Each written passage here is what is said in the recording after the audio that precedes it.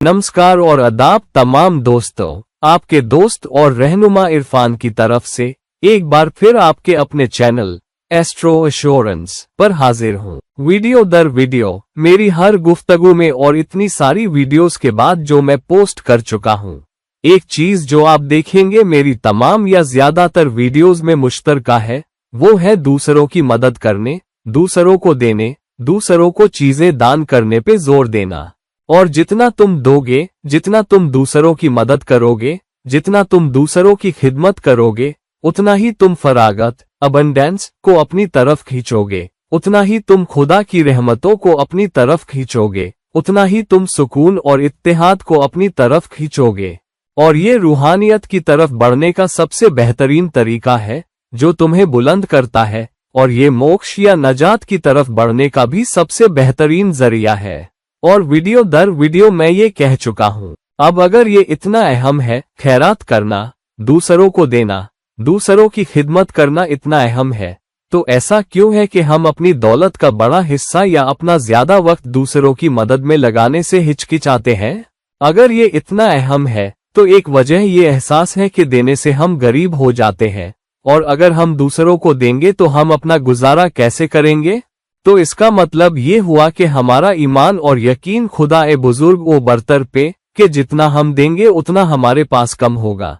ये दिखाता है कि कहीं न कहीं हमें ये भरोसा नहीं कि ये परम शक्ति हमें खुश रखेगी, और कि अगर हम एक हाथ से देंगे तो दूसरा हाथ हमें वापस देगा ही। तो ये एक वजह है कि हमें लगता है कि देने से हम गरीब होते हैं और देने से हमारे पास कम होगा। और ये यकीन कम है कि देने से परम शक्ति हमारी माली मदद किसी न किसी तरह करेगी। रूहानी पहलू पे हम सोचते हैं, ठीक है, रूहानी पहलू हम बाद में देख लेंगे, जिंदगी में पता नहीं क्या होगा। कम अज कम अपनी जिंदगी का बड़ा हिस्सा तो मैं दुनियावी चीजों, नफसानी दबावों का मजा ले ही लूं, और शायद जिंदगी के आखिरी हिस्से में देख लूंगा। अगर मेरे पास काफी होगा तभी खैरात करूंगा। फिर एक ख्याल ये है कि अगर मेरे पास काफी है या मेरे पास ज्यादा है, और अगर मेरे पास कुछ बचा खुचा है जो मैं दे सकता हूँ, तभी दूंगा। ये एक और शक पैदा करता है हमारे जहन में कि जब तक तुम्हारे पास काफी ना हो या एक खास दर्जे से ऊपर ना हो, तभी तुम्हें देना चाहिए। उससे पहले अगर मैं दूंगा तो शायद और गरीब हो जाऊंगा। तीसरी चीज वो मुकाबला है जो हम हर किसी से करते हैं, अपने भाई बहनों से, पड़ोसियों से, ऑफिस के लोगों से, और आमतौर पे हम सड़क पे दूसरे शख्स से बेहतर बनना चाहते हैं। तो अगर कोई सड़क पे बड़ी गाड़ी में, महंगी गाड़ी में जा रहा है, तो कहीं न कहीं हमें भी लगता है कि हमारे पास भी वैसी गाड़ी होनी चाहिए।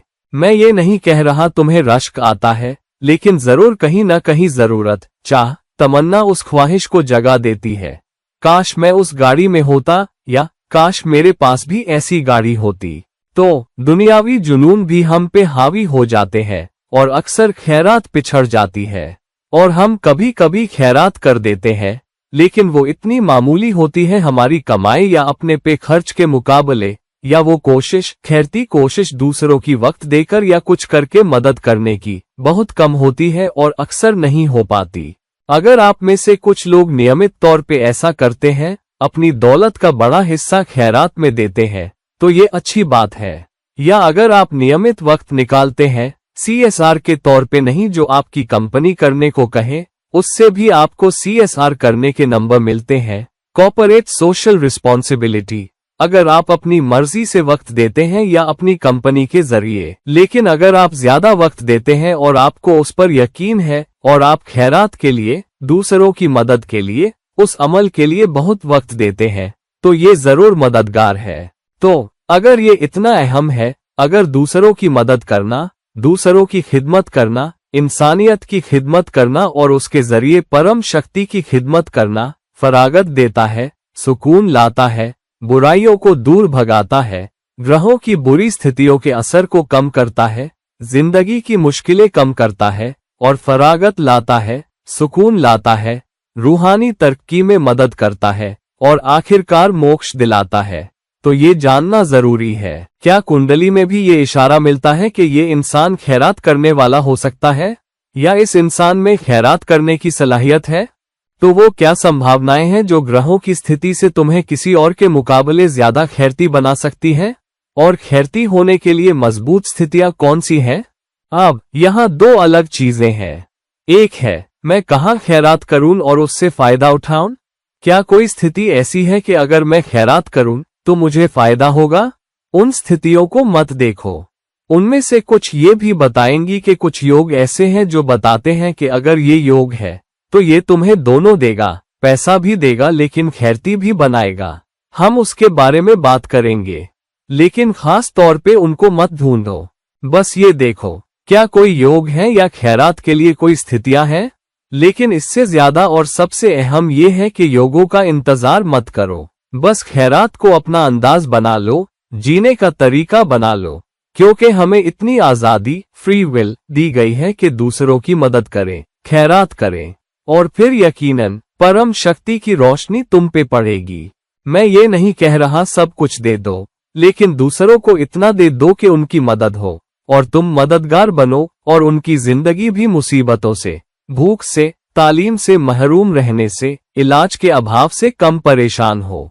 तो जहां मुमकिन हो मदद करो, और जितना मुमकिन हो मदद करो, और अपने आप को थोड़ा धक्का दो, अपने आप को थोड़ा और धक्का दो कि जितना तुम्हारी कुंडली के हिसाब से तुम खैरती हो उससे कुछ ज्यादा ही खैरती बनो।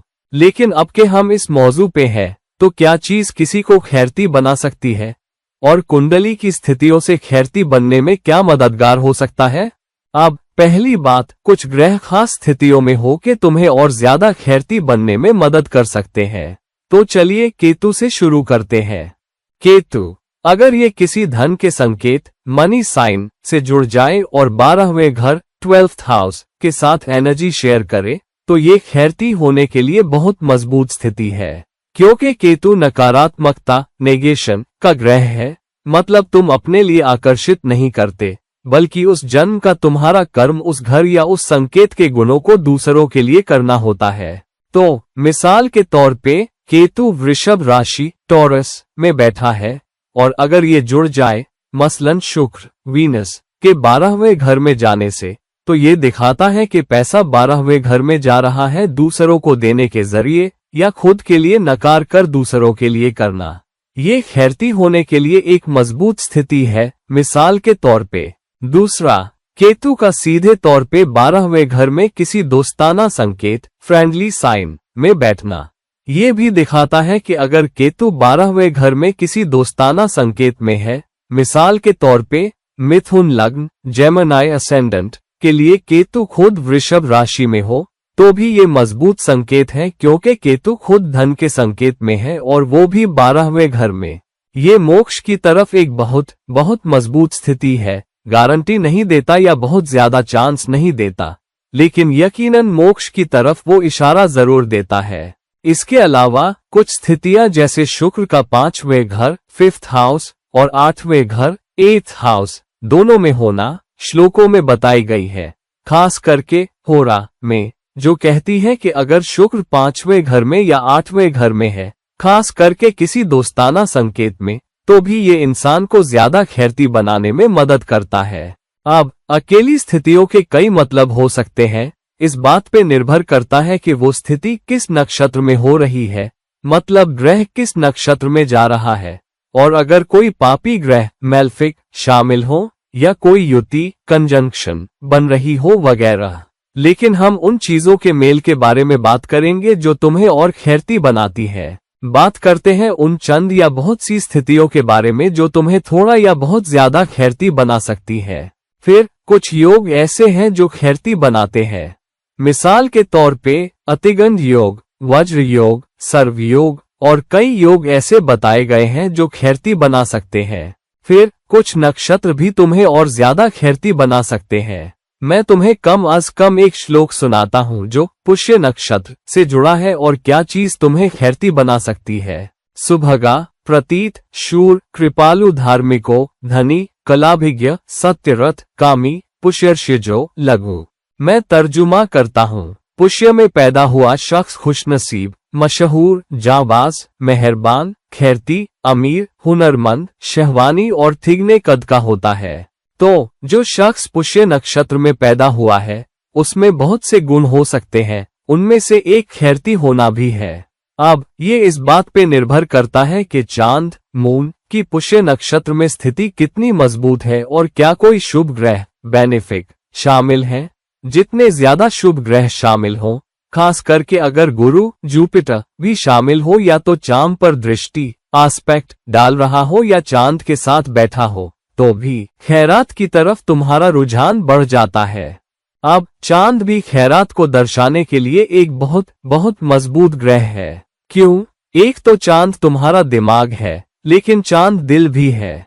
तो अगर तुम्हारा दिल खैरात की तरफ जा रहा है तो भी ये एक मजबूत स्थिति है। मान लो मिसाल के तौर पे चांद वृषभ राशि टॉरस में जाता है धन के संकेत में, तो चांद यानी मन पैसे पे फोकस है, लेकिन केतु चांद पे दृष्टि डालता है तो केतु चांद से कहता है पैसा दे दे, क्योंकि चांद धन के संकेत वृषभ में बैठा है। और अगर चांद वृषभ में बैठा है, खास करके छठे घर 6th हाउस में, जो कि धनु लग्न सैजिटेरियस असेंडेंट के हिसाब से ऐसा होता है, तो धनु लग्न के लिए चांद का छठे घर में वृषभ राशि में होना, जो धन का संकेत है, और केतु का दूसरे घर 2nd हाउस से मकर राशि कैप्रिकॉर्न में बैठ के उस पे दृष्टि डालना, मकर कर्म का घर है। शनि सैटर्न का देने का, अपने कर्म ऋण चुकाने का भी। धनु लग्न के लिए अगर केतु दूसरे घर में मकर राशि में बैठा है और चांद पे दृष्टि डाल रहा है, जो धन के संकेत वृषभ में और सेवा के छठे घर में है, तो ये एक मजबूत स्थिति है कि इंसान शायद एक एनजीओ भी शुरू कर दे और बहुत सारे खैरती काम करे। वो शुरुआत पैसे से कर सकता है क्योंकि वृषभ पैसे का संकेत है, लेकिन वृषभ खाने का भी संकेत है और छठा घर सेवा करने का है। दूसरा घर भी खाने का घर है और केतु वहां बैठा है, मतलब इंसान दूसरों को भूखा न रहने दे। वो गरीब लोगों को खाना खिलाएगा। वो गरीबों को खाना खिलाने वाली किसी एनजीओ की मदद कर सकता है। महामारी के दौरान, जो अप्रैल और मई के शुरुआती महीनों में थी, कम अज कम मैंने ये दुनिया के बहुत से मुल्कों में देखा। मैंने भारत में बहुत सी जगहों पर देखा जहां बहुत सारे लोग बिना किसी एनजीओ से जुड़े ही आगे आए और पैसे जमा किए और खाना बनाया और बहुत से लोगों को, गरीब लोगों को जो सड़क पे थे, खाना खिलाया, जिन्हें रोज की मजदूरी नहीं मिल रही थी और जो भूखे मर रहे थे। बहुत से लोग, क्योंकि ट्रांसपोर्ट बंद था, नहीं चल रहा था, इसलिए वो सैकड़ों किलोमीटर पैदल चल के, कभी सैकड़ों यहाँ तक के हजारों हजार मील से भी ज्यादा अपने गांव की तरफ जा रहे थे।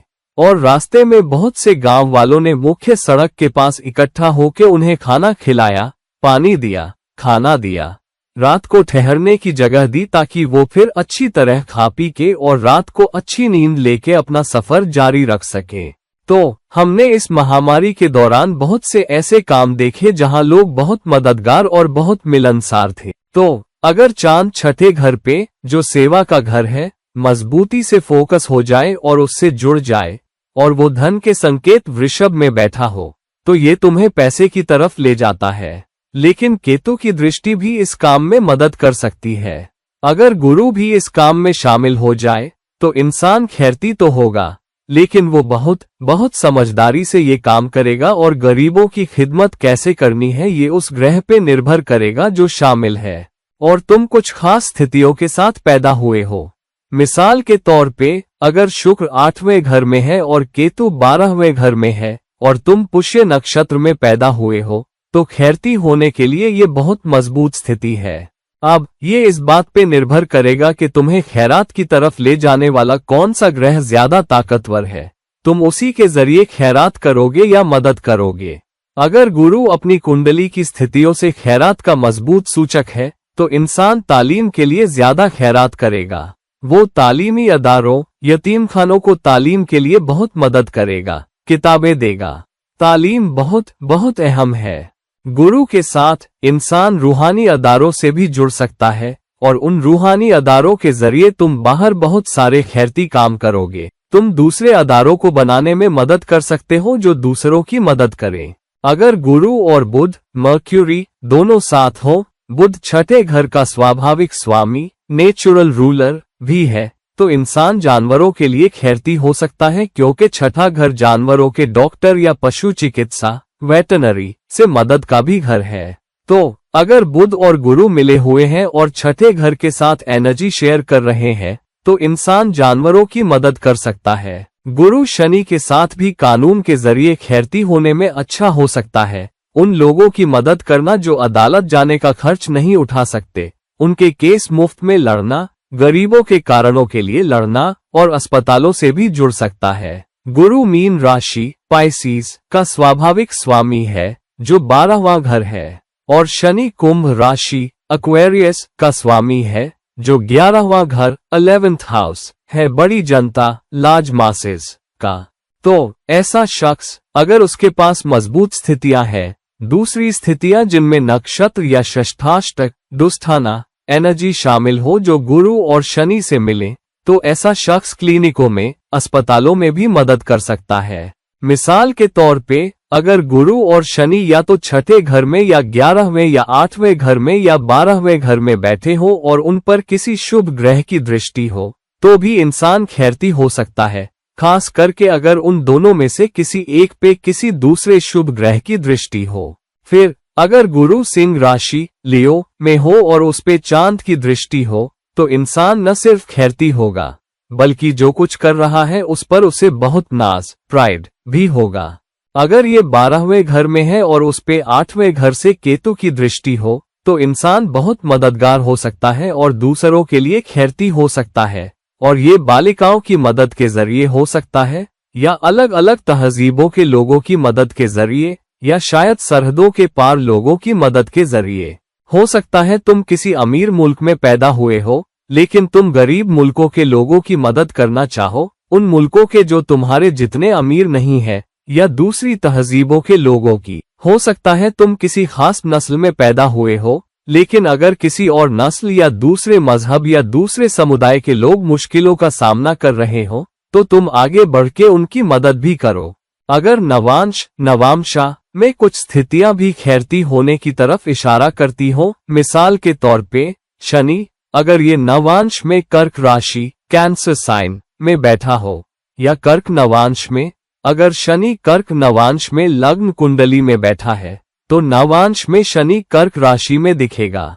तो भी इंसान में देखभाल करने, दूसरों का साथ देने, दूसरों के लिए हमदर्दी रखने और उनकी परवरिश और सहायता करने के गुण हो सकते हैं, और इंसान खैरती भी हो सकता है।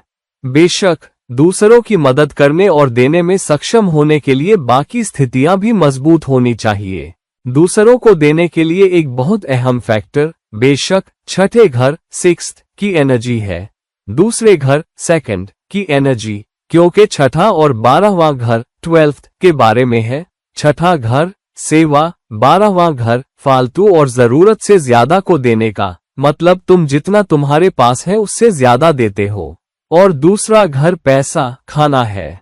लेकिन दूसरा घर जो बहुत अहम है और दूसरों की मदद करने के लिए बहुत नाजुक क्रिटिकल हो सकता है, वो है 9वां घर 9th हाउस। अगर तुम्हारे पास 9वें घर में मजबूत शुभ ग्रह हो जो लग्न से जुड़े हो, तो इंसान खैरात के मामले में बहुत रूहानी हो सकता है। इंसान अपने पास लगभग सब कुछ दे सकता है, अपने लिए कभी कुछ नहीं रखता। अगर कोई पैसे मांगे तो दे देगा, अगर कोई उनके पास जो चीजें हैं, कपड़े हैं, वो मांगे तो दे देगा, तो वो दूसरों की मदद करने में बहुत रूहानी होगा। कुल मिलाकर जिस तरह से वो दूसरों की मदद करता है, वो दूसरों की मदद करने में एक पल भी नहीं हिचकिचाएगा। दूसरी तरफ केतु के 9वें घर में होने को खैरती के तौर पे नहीं बताया गया है, जो कुछ हद तक हैरत की बात भी है, क्योंकि 9वां घर रूहानियत का घर है। लेकिन केतु का 9वें घर में आने का मतलब ये भी हो सकता है, खास करके अगर वो अपने दुश्मन संकेत इनेमिकल साइन में हो, कि इंसान रूहानियत में यकीन नहीं रखता, दूसरों की मदद करने में यकीन नहीं रखता, और अगर खैरात करता भी है तो कोनों कतरों कट्स कॉर्नर्स से काम लेता है। दूसरी तरफ अगर राहु इस काम में शामिल हो जाए तो क्या होता है? इंसान खैरती हो सकता है, खास करके 8वें और छठे घर के साथ, या 8वें और 12वें घर के साथ, या छठे और 12वें घर के साथ मिलके दूसरे घर के साथ एनर्जी शेयर करे, लेकिन राहु ये उम्मीद रखता है। फिर इंसान दूसरों की मदद कर सकता है, एनजीओ भी चला सकता है, लेकिन साथ ही साथ वो खुद को मार्केट करने और उससे शोहरत हासिल करने से भी नहीं हिचकिचाएगा। तो ये शख्स उसका तमाशा बना देगा। वो चेक पकड़ेगा, वीडियो बनाएगा, ट्वीट करेगा कि मैंने इतनी मदद की फलां शख्स की, मैं फलां संस्था को पैसे देता हूँ, तुम्हें भी देना चाहिए, समझे? और वो ऐसा करेंगे। तो कुछ लोग अगर राहु शामिल हो तो अपने खैरती कामों को अपने फायदे के लिए भी इस्तेमाल करेंगे, कुछ न कुछ फायदा, बस समाज में अपनी चमक बढ़ाने के लिए। लेकिन अगर राहु शामिल ना हो तो इंसान ये काम बहुत चुपके से कर सकता है, दूसरों को बताए बिना, खास करके अगर केतु लग्न पे अपनी 9वीं दृष्टि 9th एस्पेक्ट डाल रहा हो। अगर केतु 5वें घर में बैठा हो जो लग्न पे दृष्टि डालता है तो इंसान 5वां घर फायदे पैसे का घर है, तो इंसान अपने लिए नहीं बल्कि दूसरों के लिए फायदा ढूंढ रहा है। लेकिन साथ ही लग्न पे दृष्टि डालने का मतलब है कि तुम अपने पैसे देने, अपनी माली मदद देने से सरेआम चमकना नहीं चाहते, बल्कि पीछे की सीट लेना चाहते हो। तो ये फर्क है केतु के 5वें घर और केतु के 9वें घर में होने में। हालांकि दोनों ही लग्न पे दृष्टि डालते हैं, लेकिन उनमें फर्क है। अब मैं तुम्हें सबके लिए एक सीधा सादा उपाय रेमेडी बताता हूँ। एक ये है कि अगर तुम्हारा कोई भी शुभ ग्रह षष्ठाष्टक दुस्थाना में जाए, खास करके किसी दोस्ताना संकेत में, तो ये तुम्हारे लिए सारी बुराइयों को सिर्फ खैरात से दूर भगाने का एक शानदार मौका है।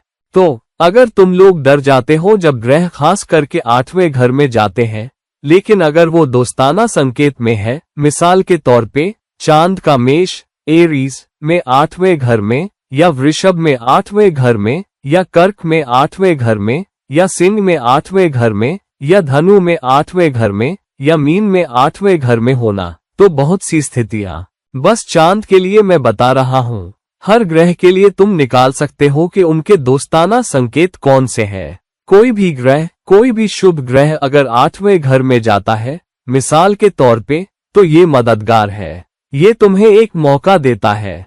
बेशक तुम 8वें घर के कुछ फायदे भी आकर्षित करोगे। तुम रिसर्च के जरिए, टैक्सेशन के जरिए, वेल्थ मैनेजमेंट के जरिए 8वें घर की विशेषताओं से पैसे कमाने के लिए, करियर बनाने के लिए कई चीजें कर सकते हो। लेकिन ये चुनौतियां भी पैदा करेगा, ये अशुभ घटनाएं, उथल पुथल भी लाएगा। खास करके अगर शुभ ग्रह किसी दुश्मन संकेत में हो तो चुनौतियां ज्यादा होंगी। दोस्ताना संकेत में चुनौतियां कुछ कम होंगी, लेकिन चुनौतियां होंगी ही। अब तुम्हारे लिए अच्छी बात यह है कि तुम उस ग्रह के वहां होने का फायदा करियर या रिसर्च वगैरह से क्यों नहीं उठाते, लेकिन बुराई को दूर भगाने के लिए बस खैरात करो। उन लोगों की मदद करो जो अचानक दर्दनाक हादसों का सामना कर रहे हो। कोशिश करो उन लोगों की मदद करो जिनका एक्सीडेंट हुआ है, या वो लोग जो बिस्तर पे हैं और जिन्हें खून के जरिए या पैसे के जरिए या ऑपरेशन के जरिए फौरन मदद चाहिए। अगर उन्हें वो न मिले तो शायद वो मर जाएं। 8वां घर जिंदगी का घर भी है, तो खैरात करो और लोगों को जिंदगी दो, लोगों को हादसों से बचने में मदद करो। अचानक या दर्दनाक घटनाओं से, जैसे मुल्क छोड़ के जाना पड़े और उनके पास कुछ ना हो, अचानक आग लगने की घटनाएं जहां वो सब कुछ खो देते हैं, ऐसे लोगों की मदद करो जो अचानक दर्दनाक उथल पुथल भरे लम्हों का सामना कर रहे हो, और 8वां घर तुम्हें और बनाए रखेगा। अगर शुभ ग्रह 6ठे घर में किसी दोस्ताना संकेत में बैठे तो दूसरों की खिदमत करो, खास करके बीमारों की। उन लोगों की मदद करो जो बीमार हैं, जो पुरानी बीमारियों क्रॉनिक एलिमेंट्स जैसे कैंसर, नुकसान और कई दूसरी बीमारियों का सामना कर रहे हैं और उनके पास खुद की मदद करने के लिए पैसे नहीं है, या उन्हें अंग प्रत्यारोपण ऑर्गन ट्रांसप्लांट की जरूरत है क्योंकि अंग काम करना बंद कर रहे हैं। ऐसे लोगों की मदद करो, एनजीओ की मदद करो, उनसे जुड़ो और कोशिश करो कि लोगों की जितनी हो सके मदद करो। अगर शुभ ग्रह 12वें घर में बैठे तो 12वें घर से कई तरह की चुनौतियां आ सकती हैं, मैं उसमें नहीं जाना चाहता। लेकिन अगर ये किसी दोस्ताना संकेत में बैठा शुभ ग्रह है तो जितना हो सके पैसे दो, हर चीज के लिए पैसे दो, मकानों से लेके, समझे, लोगों को मकान बनाने में मदद करो, बीमार लोगों की मदद करने तक। मकान क्यों?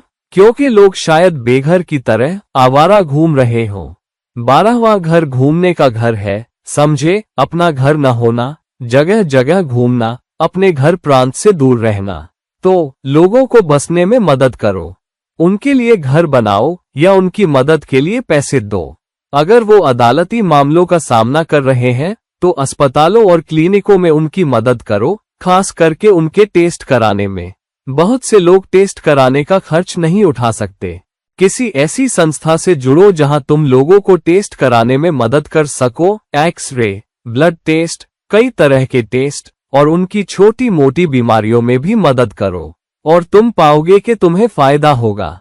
तो जितनी मदद करोगे उतने ही खैरती होगे, चाहे किसी भी तरह से। और छठे, 8वें, 12वें घर की इतनी फिक्र मत करो। अगर वहां है तो मुझे ये करना चाहिए। बस लोगों की मदद करो, जैसे भी बन पड़े मदद करो। अगर पैसे से नहीं तो हफ्ते में थोड़ा वक्त दो। किसी बुजुर्गों के घर, ओल्ड एज होम जाओ, किसी अस्पताल में जाओ और लोगों की देखभाल करो, उनकी मदद करो और उनका हौसला बढ़ाओ। और तुम पाओगे कि तुम्हारी जिंदगी बदल जाएगी। तुम्हें और ज्यादा मानसिक सुकून मिलेगा। तुम अपने आप को और ज्यादा प्यारा महसूस करोगे। तुम अपने आप को और ज्यादा धन्य, ब्लेस्ड महसूस करोगे। और मैं तुमसे वादा करता हूं कि जितना तुम ये काम अच्छे दिल से करोगे और दुनियावी फायदे के लिए नहीं, या ये इरादा मत रखना कि अगर मैं ये करूंगा तो मुझे पता है कहीं और पैसे मिलेंगे, खुदा देगा। इसे दुनियावी चीज की तरह मत देखो, इसे रूहानी चीज की तरफ देखो। ये जरूरत रखो कि तुम्हें पता है खुदा मेरी किसी तरह मदद करे, लेकिन वो जरूरत रूहानी होनी चाहिए। ये सोचो कि अगर मैं लोगों की मदद करूंगा तो खुदा मुझे रखेगा, मेरे खानदान को खुश रखेगा, मुझे तंदुरुस्त रखेगा, मुझे सुकून देगा और मैं रूहानी तरक्की करूंगा और मुझे शायद मोक्ष पाने का मौका मिले। तो ये इरादा रखो और सब कुछ अपनी जगह आ जाएगा। तो दोस्तों, अपनी कुंडली देखो और देखो कि कौन सी स्थितियां तुम्हारी बुराइयों और चुनौतियों को दूर करने में मदद कर रही है और तुम कहां लोगों की और मदद कर सकते हो। लेकिन आमतौर पे एक इंसान बनो जो दूसरों की मदद करता है, जिसके दिल में हमदर्दी है, जो दूसरों की परवरिश करना चाहता है, जो दूसरों का साथ देना चाहता है। और जिंदगी की बहुत सी मुश्किलें तुमसे दूर हो जाएंगी। तुम और तुम्हारा खानदान खुश रहेगा और तुम आगे बढ़ोगे और तुम नजात और मोक्ष के रास्ते पे आगे बढ़ोगे। तो दोस्तों, प्लीज इस वीडियो को लाइक करें, प्लीज इस वीडियो को शेयर करें और अगर आप मुझसे जाती सलाह मशवरा, पर्सनल कंसल्टेशन लेना चाहते हैं तो प्लीज नीचे दिए गए लिंक्स के जरिए मुझसे राब्ता करें। और किसी और वक्त किसी और वीडियो के साथ ये रहे आपके दोस्त और रहनुमा इरफान आपसे इजाजत लेता है। नमस्कार।